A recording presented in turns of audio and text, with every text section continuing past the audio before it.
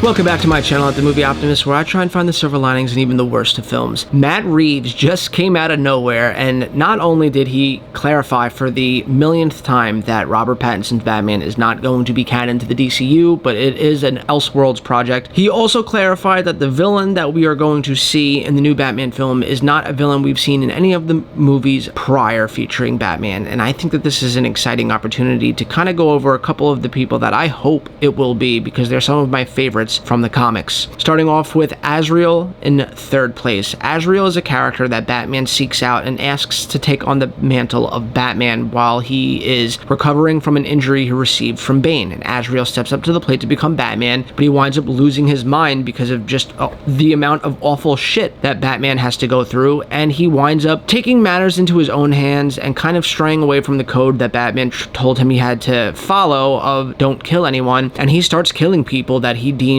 not worthy of living or going to Arkham. And eventually when Batman heals, he has to come out of his medical retirement and fight Azrael to stop him from being essentially a murdering vigilante. And it makes for a really compelling story where you don't need a man with mythical powers, because that's the whole thing with Matt Reeves' universe, right? He wants to make a Batman universe where people like Superman doesn't exist. He wants it to feel grounded. He wants it to feel like this is a Batman that could exist in the real world, but a much grittier one than Nolan had. And I think that Azrael as a character is really fascinating because he does start off as a good guy that kind of teeters on the balance of like, look at all the stuff that Batman went through. I think back to the Batman Beyond animated movie Return of the Joker, in the scene where Joker beats Robin almost to death and then brainwashes him into becoming a little mini Joker. And because Batman failed to stop it in time, he finally snaps and actually tries to kill the Joker because he just can't take it anymore. And Batman is constantly put in these scenarios where people like the Joker will go up to somebody and just shoot them in the face in cold blood. And instead of just killing them, he, without hesitation, just incapacitates him and throws him back in Arkham, where they continue to break out. And it's a never-ending cycle where Batman refuses to kill, even though a lot of people would probably just put them down after a few times. And it's like, there's no use. They always break out. They're always going to kill people. If I take them out, there will be no chance for that to ever happen again. And whereas Batman is strong enough to withstand that urge to just kill him in most scenarios. Obviously in the Joker Batman Beyond movie, he kind of broke eventually, but in most incarnations of Batman, he will not break and he'll stay true to his oath and not kill anyone, and Azrael just can't do it, and it makes for, I think, a very fascinating story. The second character that I would love to see is the Ventriloquist, and for those of you who don't know, it's about this man that kind of goes crazy and he has a ventriloquist dummy that kind of controls him, even though it is him, but it's almost like a split personality disorder. But instead of the split personality being within this guy's head, the guy controlling the dummy is this timid, mild-mannered man, and the ventriloquist dummy is kind of like this Scarface character that kills people with a tiny little Tommy gun. And although I don't think that they're going to go super corny and over the top with it the way they do in the cartoons, I think it makes for a really good character study about a sick man that hides his sickness within this doll and actually thinks that's acceptable in society and gets controlled by it and goes on a killing rampage. And Batman has to kind of come to terms with the fact that one half of this man is truly innocent and just a pawn to the other half that's manifested itself into this puppet. And you can get away with that even though it feels fantastical, because split personality disorder is a very real thing that affects lots of people in America, and it keeps the movie grounded but also gives it this horror edge to it that I felt that the first one had, with the opening of the Riddler stalking a man in the shadows in his own house and then beating him to death with like a statue. That to me was very haunting, and I feel like this could also be very haunting. But first and foremost, what I would love to see the most in Matt Reeves' sequel to the Batman is the Court of Owls. And for those of you who don't know, the Court of Owls is a bunch of elite rich assholes that essentially have this club under Gotham where they control every single little minute detail of everything that happens in Gotham. There's not a person that gets paid in Gotham without their consent. There's not a law that gets passed in Gotham without their consent. There's not a person that can enter Gotham without their consent. There's not a villain that goes to Arkham or gets out of Arkham without their consent.